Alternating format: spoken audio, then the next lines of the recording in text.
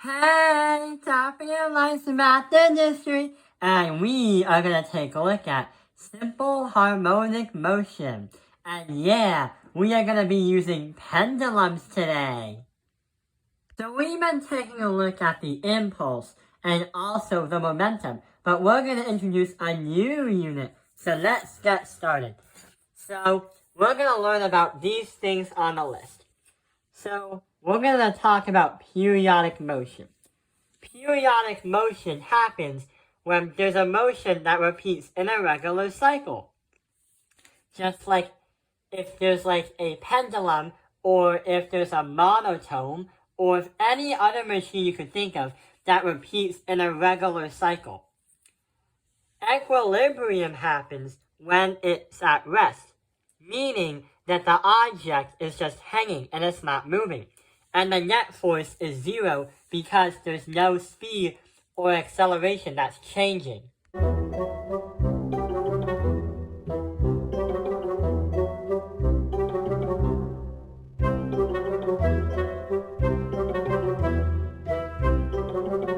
But when the object is pulled away from the equilibrium, or when the object is pulled away from rest, the net force is no longer at rest, and the net force is not going to be zero, because that thing is going to come back swinging.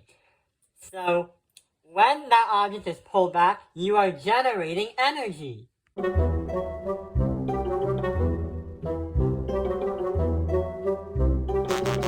We do know that the pendulum, or the piece of candy that's swinging, is gonna come back.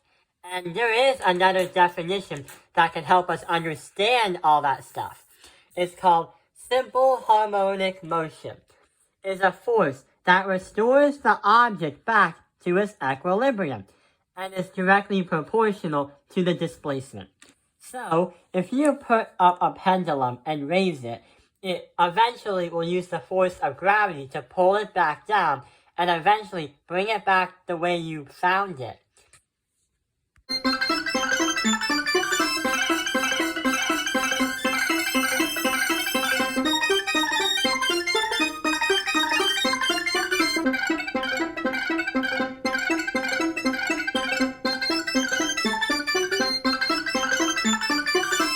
We will also understand the period, which is the time needed for the object to complete one cycle. And also the amplitude, the max distance from the object. The max distance the object moves from the equilibrium, or at rest.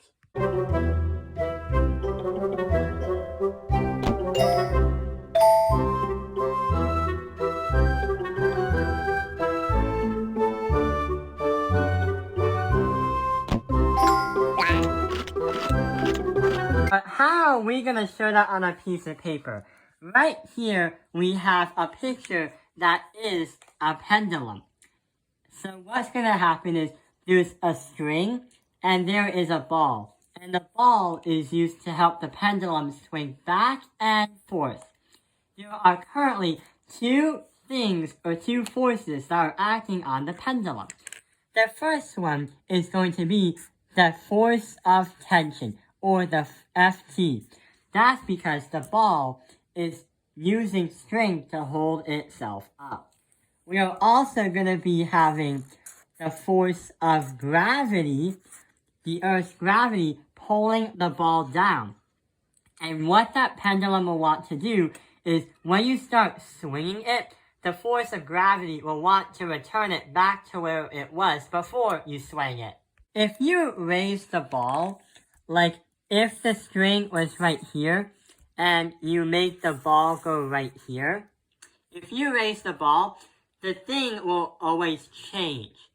The force of gravity is always pointing down, but the tension force is going to be pointing at a different direction. The tension force is going to be pointed not straightly up, but to where the wall or the ceiling is. So here's what's going to happen. In order for that pendulum to start swinging, you did raise it, or we did raise it, But that force of gravity is going to be greater than the force of tension. Meaning that thing, the mass, is going to be bringing it back down to here. But if you bring it back up here, that is where the swinging happens. The force of tension is going to be the opposite where it was. But when you have the ball or the mass attached to the string, the force of gravity is going to be right over here, trying to bring it back way over here. It's not going to be the same. The ball's height is not going to reach the same when it completes a cycle.